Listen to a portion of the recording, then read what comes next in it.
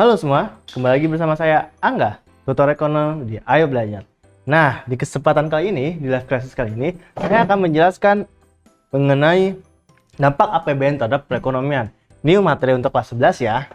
Nah, pernah nggak sih berpikir bahwa, wah, ini pemerintah tuh menggunakan anggaran APBN-nya tuh bikin infrastruktur, bikin banyak proyek-proyek dan lain-lain.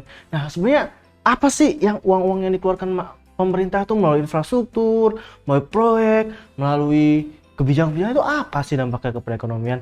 Apa sih APBN tuh dampaknya untuk perekonomian? Apakah setelah si para pejabat negara itu pusing-pusing sampai malam rapat-rapat menyusun APBN, apa sih dampaknya ke perekonomian? Nah, pasti sobat belajar semua pada penasaran kan?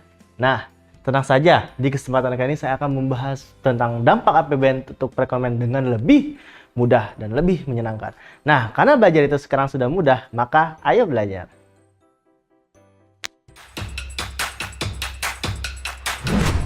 Jangan lupa belajar, karena sekarang belajar itu mudah.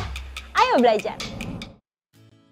Nah, sebelum kita masuk ke dalam detailnya dampak APBN terhadap perekonomian, nah kita harus ingat dulu nih, kita recap sebentar, kita throwback sebentar ke beberapa pertemuan live classes sebelumnya. Kita akan mengenai APBN itu apa sih pengertiannya. Nah, APBN itu secara pengertian adalah daftar yang memuat rincian sumber-sumber pendapatan negara dan juga pengeluaran negara dalam satu tahun. Jadi APBN itu intinya adalah apa aja sih uang negara itu, berapa sih yang akan didapat dalam satu tahun, berapa sih pengeluaran negara yang akan dikeluarkan dalam satu tahun, untuk apa aja sih dikeluarkannya dan lain-lain. Nah, APBN ini diatur dalam dua undang-undang. Yang pertama itu Undang-Undang Dasar 1945 pasal 23 tentang keuangan negara, dan juga Undang-Undang Nomor 17 tahun 2003 mengenai keuangan negara, dan secara khususnya itu pasal 1 yang menjelaskan APBN. Nah, sekarang sebelum kita masuk ke dampaknya, kita pengen tahu sih sebenarnya APBN itu fungsinya apa sih, Kak? Kenapa APBN itu sangatlah penting buat perekonomian kita, perekonomian Indonesia gitu. Nah, APBN itu secara fungsi itu ada 6. Yang pertama itu adalah fungsi otorisasi. Maksudnya apa? Jadi pemerintah itu melalui APBN dia tuh memberikan undang-undang, memberikan otoritas, memberikan wewenang dalam mengatur keuangan negara. Jadi dalam APBN itu pemerintah tuh mendapatkan wewenang. Oke, setiap kementerian lembaga itu memberikan alokasi-alokasi. Nah, inilah yang jadi wewenang setiap kementerian dan lembaga. Jadi pemerintah itu secara memiliki otoritas untuk mengalokasikan berbagai sumber daya finansial dan uang itu ke setiap kementerian dan lembaga gitu. Kurang lebih seperti itu. Itu fungsi otorisasi. Yang kedua itu fungsi perencanaan. Maksudnya apa? Nah, kan APBN itu kan merupakan anggaran pendapatan dan pengeluaran untuk satu tahun ya. Nah, APBN itu dibuat di tahun sebelumnya. Jadi misalkan APBN tahun 2021 itu dibuat di tahun 2020. Nah, karena dibuatnya tahun 2020, jadi APBN itu kalau kita bisa bilang sebagai rencana ya, rencana apa yang akan dikeluarkan pemerintah dan uangnya dari mana aja di tahun 2021.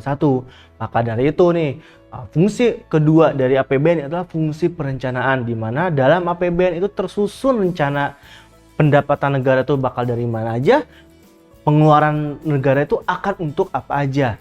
Nah, disitulah di APBN dijelaskan dengan spesifik. Bahkan jika pengeluarannya lebih besar daripada pendapatannya, pemerintah juga sudah merencanakan kira-kira bagaimana cara pembiayaannya. Kurang lebih seperti itu. Yang ketiga itu adalah fungsi pengawasan. Maksudnya apa? Jadi di APBN kita semua, bahkan hingga masyarakat itu bisa melihat nih kira-kira apakah setiap pemerintahan, setiap kementerian dan lembaga, pemerintah pusat dan daerah itu secara benar mengeluarkan anggarannya. Jadi kita bisa awasi nih, wah ini sesuai nggak ya dengan APBN? Kan kementerian lembaga, misalkan kementerian A itu sesuai nggak ya mengeluarkan uangnya sesuai dengan APBN? Nah, kita bisa tahu nih apabila ada pelencengan atau misalkan ada yang melebihi budget dan lain-lain, atau bahkan tidak katanya udah dikeluarkan tapi tidak ada hasilnya, juga kita bisa tahu. Nah, APBN itu menjadi fungsi pengawasan. Jadi semua unsur elemen masyarakat itu bisa mengecek bagaimana pengeluaran negara itu dari APBN, bisa diawasi dengan baik. Nah, yang keempat itu adalah fungsi stabilisasi. Maksudnya apa? APBN itu adalah salah satu cara pemerintah untuk bisa menstabilkan perekonomian. Misalkan perekonomian membutuhkan dorongan sumber daya, ya udah bisa tuh pemerintah tinggal mengendalikan APBN. Atau wah, negara tuh perlu lebih stabil, perlu lebih baik lagi gitu. Nah, bisa tuh pemerintah mengintervensi melalui APBN. Nah, lalu yang kelima itu adalah fungsi distribusi. Nah, jadi APBN kan sebenarnya negara itu uangnya, misalkan negara punya uang nih. Nah, melalui APBN lah si pemerintah itu mendistribusikan setiap keuangan negara itu ke masyarakat, ke aspek-aspek masyarakat. Misalkan pemerintah menggunakan uangnya untuk membuat jalan tol. Nah, kan secara jalan tol kan dibuat dengan uang negara. Nah, berarti masyarakat merasakan dampak dari uang negara. Nah, itu yang dimasuk distribusi. Kurang lebih seperti itu. Nah, yang terakhir itu adalah fungsi alokasi. Maksudnya apa? Di APBN itu pemerintah, presiden dan Kementerian Keuangan itu mengalokasikan setiap sumber dayanya ke kementerian dan lembaga masing-masing, atau setiap kementerian dan lembaga, sehingga mereka itu pemerintah bisa mengalokasikan dengan baik. Misalkan kementerian ini butuh segini, sedangkan kementerian ini butuh segini. Nah, bisa dialokasikan dengan baik sesuai dengan rencana dari setiap kementerian dan lembaga. Nah, setelah kita berbicara panjang mengenai definisi dan fungsinya, kita akan bahas satu persatu mengenai dampaknya. Nah, Sobat Belajar, dampak pertama dari APBN itu adalah dapat meningkatkan pertumbuhan ekonomi. Kok bisa gitu ya? Pasti Sobat Belajar bingung. Apa hubungannya APBN dengan pertumbuhan ekonomi? Nah, kalau kita mau sedikit coret, kan kalau di PDB,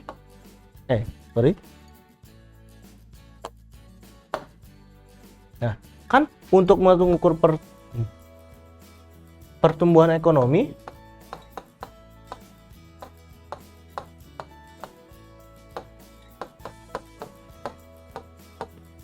kan untuk pertumbuhan ekonomi kan dihitung pakai PDB, yaitu produk domestik bruto. Nah, dari PDB itu rumusnya apa? Ada konsumsi, tambah investasi, tambah pengeluaran pemerintah, tambah ekspor impor, kurang impor. Nah, G ini itu kan adalah pengeluaran pemerintah. Nah, pengeluaran pemerintah yang dimaksud dalam G ini adalah pengeluaran pemerintah yang ada di APBN. Nah, jadi itu bagian APBN. Nah, jadi ketika pemerintah pemerintah ingin meningkatkan pertumbuhan ekonomi masyarakat Indonesia itu terlalu santai lah, cuma 4%, 5%, ingin didorong nih jadi 6% atau 7%. Nah, pemerintah tinggal menambah tuh pengeluaran pemerintah didorong tapi dengan diimbangi dengan pendapatan yang baik. Nah, sehingga ketika APBN-nya dimaksimalkan anggarannya atau pengeluarannya, itu akan berdampak terhadap PDB. Sehingga ketika itu berdampak pada PDB, GDP naik, PDB naik, maka pertumbuhan ekonomi pun meningkat. Nah, kalau lebih seperti itu. Itulah penyebab kenapa salah satu dampak dari APBN itu adalah bisa meningkatkan pertumbuhan ekonomi. Kurang lebih seperti itu.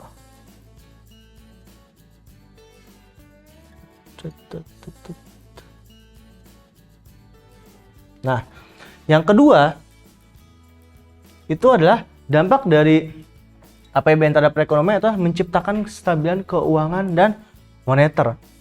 Jadi kan kalau kita berbicara tentang kestabilan keuangan dan moneter, kita pasti berbicara tentang jumlah uang beredar, karena moneter itu berkaitan dengan uang beredar. Nah, sehingga kalau kita berbicara tentang menstabilkan keuangan dan moneter, maka tidak jauh dari uang beredar. Nah, kalau sekarang APBN itu secara tidak langsung itu mengatur jumlah uang yang beredar di masyarakat. Maksudnya apa? Nah, di APBN kan ada namanya pendapatan dan pengeluaran ya. Misalkan kalau kita boleh coret-coret.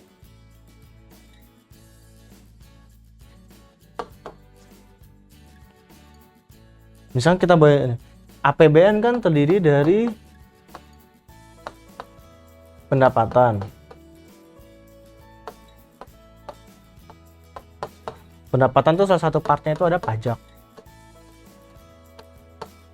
Lalu ada pengeluaran. Nah, kalau berbicara tentang pendapatan dan pengeluaran, nah pendapatannya itu diambil dari pajak. Nah, ketika bisa aja nih pemerintah berencana kita turunkan jumlah uang beredar. Wah, gimana caranya? Tinggal dinaikkan aja pajaknya. Kenapa? Karena masyarakat ketika dia semakin tinggi pajaknya, maka jumlah uang yang dipegang masyarakat berkurang loh. Misalkan seseorang itu punya gaji 10 juta, pajaknya dulu tuh cuma 1 juta. Berarti yang bisa dibelanjakan tuh 9 juta kan. Tapi sekarang misalkan pemerintah ingin menurunkan jumlah uang beredar. Nah, tinggal naikin aja pajaknya dari 1 juta jadi 3 juta misalkan. Nah, otomatis ketika pajaknya naik jadi 3 juta, berapa yang akan bisa belanjakan oleh masyarakat? Cuma 7 juta kan? Berarti uang yang beredar di masyarakat itu turun menjadi 7 juta. Nah, bayangkan jika pajak itu berlaku untuk seluruh masyarakat Indonesia yang jumlah itu sampai ratusan juta orang. Wah, bayang nggak sih jumlah uang beredar yang turun itu bisa berapa banyak? Nah, itu salah satu caranya. Yang salah satu kedua itu dengan pengeluaran. Nah, bisa aja pemerintah ingin menurunkan jumlah uang beredar dengan menurunkan pengeluaran pemerintah. Kenapa? Kan pengeluaran pemerintah kan berkaitan dengan belanja pegawai dan juga belanja barang kan.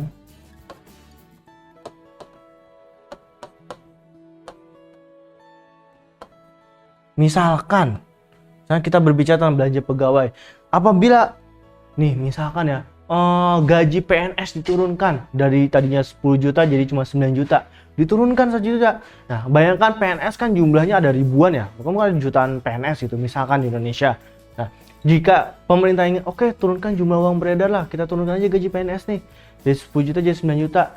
Nah, otomatis jumlah uang beredar di masyarakat akan turun gitu. Nah, itu dari belanja pegawai. Kedua bisa jadi belanja barang. Maksudnya apa? Pemerintah menurunkan, misalkan kan pemerintah beli barang kan dari perusahaan-perusahaan, mungkin dari UMKM dan lain-lain kan. Ketika anggaran belanja yang diturunkan, otomatis uang yang dikeluarkan pemerintah untuk ke perusahaan dan mungkin UMKM dan masyarakat menurun juga kan. Otomatis uang yang beredar di masyarakat juga turun kan. Nah, itu yang dimaksud pemerintah bisa mengatur jumlah uang beredar melalui pengeluaran belanja barang. Nah, jadi kalau kita berbicara tentang bagaimana pemerintah bisa menciptakan kestabilan keuangan dan moneter, itu dengan cara pemerintah bisa nih mengatur jumlah uang beredar secara tidak langsung melalui pajak, belanja pegawai dan belanja barang. Kurang lebih seperti itu. Nah, yang ketiga, itu pemerintah juga bisa nih meningkatkan investasi di masyarakat.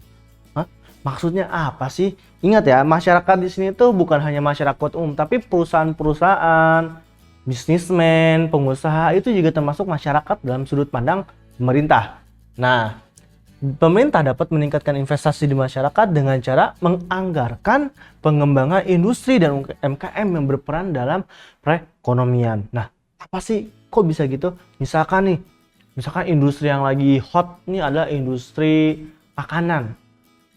UMKM dan perusahaan industri makanan itu diberikan penurunan pajak. Misalkan kayak gini. Kita pakai coret-coretan lagi. Misalkan kan ada APBN. Tadi kan APBN. Tadi ada pendapatan, itu pajak, lalu ada pengeluaran kan. Nah, dari pajak ini kan ada, misalkan pemerintah ingin meningkatkan pengembangan industri makanan, sehingga pajak untuk perusahaan di industri makanan diturunkan. Otomatis pemerintah bilang, oke, kita akan kasih insentif untuk para pelaku bisnis industri makanan sehingga ekspektasi pendapatan pajak kita diturunkan. Misalkan tadinya 10M menjadi 9M. Itu kok bisa kayak gini? Itu karena adanya insentif pajak misalkan. Ya. Nah, insentif pajak ini berarti perusahaan-perusahaan itu diturunkan pajaknya. Itu kan bisa membantu pengembangan bisnis kan, yang tadinya uang pajak yang bayar pajak tadi untuk bayar pajak bisa dialihkan nih 1 miliar itu untuk misalkan pengembangan bisnis. Mungkin beli barang dan lain-lain. Nah, pemerintah juga bisa mengembangkan investasi di masyarakat dengan cara ya membangun infrastruktur.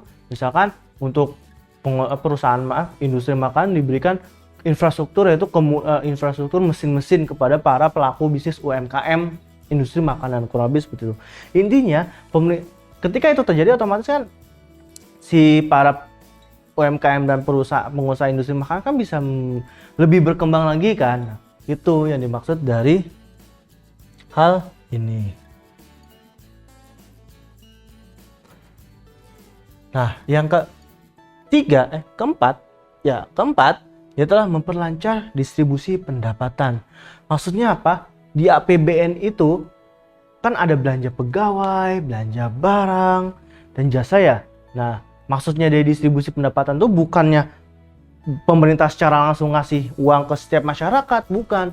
Tapi pemerintah bisa secara tidak langsung memberikan pendapatan ke masyarakat.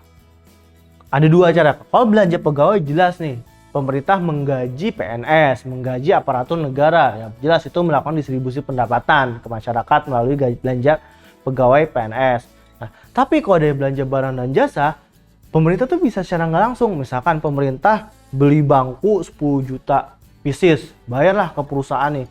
Nah, dari perusahaan ini ya kan nanti akan disalurkan ke pekerja-pekerjanya, ke si low level worker gitu loh. Jadi bisa ke setiap orang-orang yang di level bawah gitu loh. Jadi emang secara tidak langsung, nah pemerintah bisa mendistribusikan pendapatan. Contohnya dengan menciptakan proyek-proyek infrastruktur pun pemerintah juga bisa loh mendistribusikan pendapatan. Misalkan pemerintah ingin bangun jembatan, kan yang bangun jembatan biasanya kan menggunakan buruh-buruh kan, buruh-buruh konstruksi kan. Nah, buruh-buruh konstruksi ini mendapatkan distribusi pendapatan dari pemerintah secara tidak langsung. Ketika pemerintah ngeluarin uang untuk bikin infrastruktur, ya otomatis buruh-buruh yang bekerja di infrastruktur tersebut yang mendapatkan distribusi pendapatan gitu, meskipun secara tidak langsung kan pemerintah bayarnya ke perusahaannya, kurang lebih seperti itu. Nah, yang terakhir itu adalah memperluas kesempatan kerja. Nah, jadi pemerintah itu bisa memperluas kesempatan kerja dengan apa? Apabila APBN misalkan menganggarkan proyek-proyek infrastruktur atau proyek-proyek negara. Misalkan ya, kita coret-coret lagi biar lebih mudah analoginya. Misalkan pemerintah punya proyek misalkan jembatan. Banyak, misalkan 100. Nah, ketika pemerintah mengadakan banyak proyek-proyek jembatan, infrastruktur, otomatis kan akan ada banyak nih pekerja-pekerja, buruh-buruh yang di-hire, yang direkrut untuk membangun jembatan. Itu berarti apa? Memperluas lapangan pekerjaan. Atau misalkan pemerintah bukan proyek infrastruktur, misalkan pemerintah memberikan investasi modal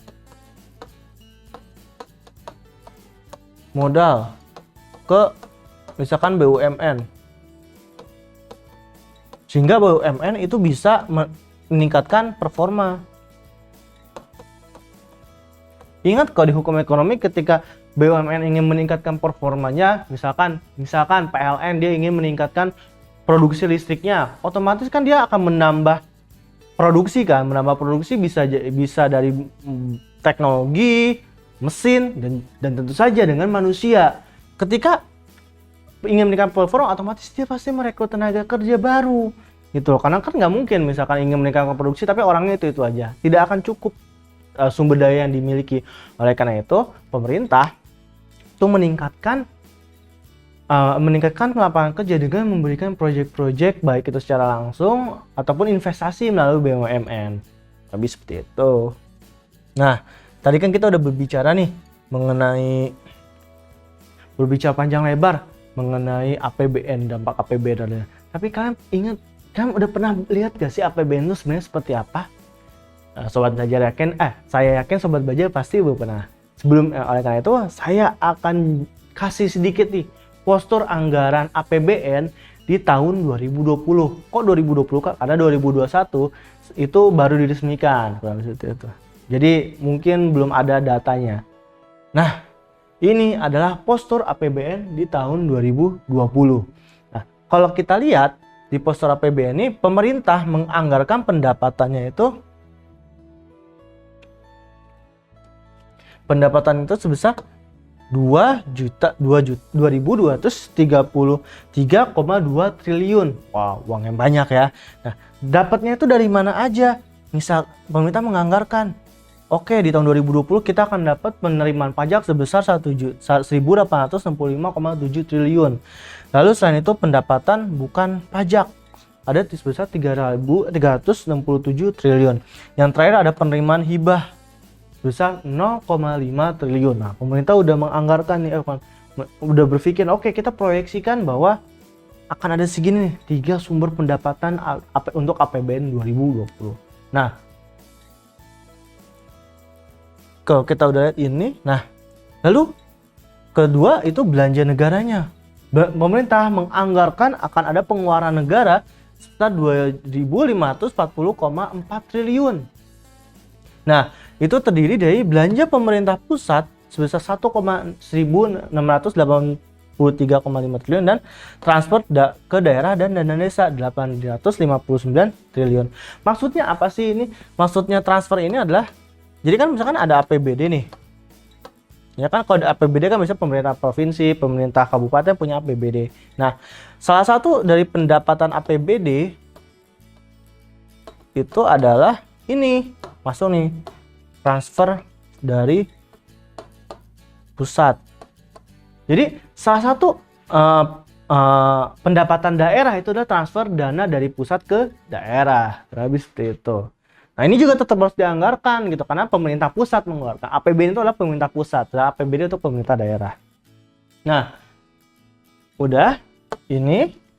Nah, tapi Kak, kan pengeluaran sama pendapatannya lebih tinggi nih daripada pengeluarannya lebih tinggi dari pendapatan. Nah, oleh karena itu pemerintah itu harus jadi ada perbedaan sekitar 12% nih, lebih keseimbangan. Nah, ada defisit anggaran sebesar 307,2 triliun atau 1,76% dari APBN. Nah, gimana nih caranya untuk bisa, wah Kak, ini ada defisit nih? Nggak mungkin dong. Misalkan defisit, ngapain dianggarin kalau emang pemerintahnya defisit itu? Nah, caranya pemerintah menggunakan pembiayaan. Mencari nih pembiayaan. Oke, kita nyari kredit tuh. Kalau misalnya Sobat Belajar ingat, ada 2 cara pembiayaan dalam negeri, luar negeri. Kalau dalam negeri bisa dari bank, pemerintah minjam kredit ke bank, atau kedua pemerintah juga bisa mengeluarkan surat utang, misalkan mengeluarkan obligasi. Kalau Sobat Belajar pernah baca berita, ada namanya SUN, surat utang negara. Nah, itu tuh salah satu cara pemerintah untuk mendapatkan pembiayaan. Yang ketiga yaitu adalah misalkan selain itu ada pembiayaan luar negeri. Maksudnya pembiayaan luar negeri adalah bisa jadi pemerintah mendapatkan pembiayaan berupa uang melalui program ataupun proyek. Maksudnya proyek adalah berarti ada salah satu proyek atau mungkin proyek atau infrastruktur yang dihandle oleh orang luar negeri, kurang lebih seperti itu. Nah, ini adalah strukturnya. Nah, kalau misalnya Sobat Belajar ingin cek lagi nih mengenai APBN, bisa aja cek di Kementerian Keuangan ataupun di situs website pemerintah lainnya. Tapi intinya kurang lebih seperti ini. Nah, kita ada contoh soal nih. Satu aja. Salah satu fungsi APBN yang mengurangi angka kemiskinan di Indonesia adalah, ada yang ingat? Yo. Nah, fungsinya itu adalah fungsi distribusi. Kenapa fungsi distribusi? Oh ya, ini adalah soal UTBK ya. Jadi kalau misal UTBK tahun 2016. Nah, misalkan sobat belajar bingung nih Kak, kenapa sih distribusi? Nah, kenapa distribusi? Karena definisi dari fungsi distribusi itu adalah untuk kepentingan bersama. Maksudnya adalah pemerintah mendistribusikan uang negara untuk kepentingan masyarakat. Nah, dengan tujuan untuk mengurangi kemiskinan. Jadi, kalau salah satu fungsi yang bertujuan untuk mengurangi kemiskinan itu adalah fungsi distribusi. Nah, udah ya materi kali ini. Coba, jadi kalau misalkan kita berbicara tentang dampak APBN terhadap perekonomian itu ada berapa? Ada 4. Pertama itu adalah untuk meningkatkan pertumbuhan ekonomi. Kedua, menstabilkan keuangan dan moneter negara. Yang ketiga itu meningkatkan investasi di masyarakat. Dan keempat itu memperluas lapangan pekerjaan. Nah, ternyata mudah ya belajar dampak APBN terhadap perekonomian. Nah, karena sekarang belajar itu sudah mudah, maka ayo belajar. Sekian dari saya, terima kasih. Jangan lupa belajar, karena sekarang belajar itu mudah. Ayo belajar!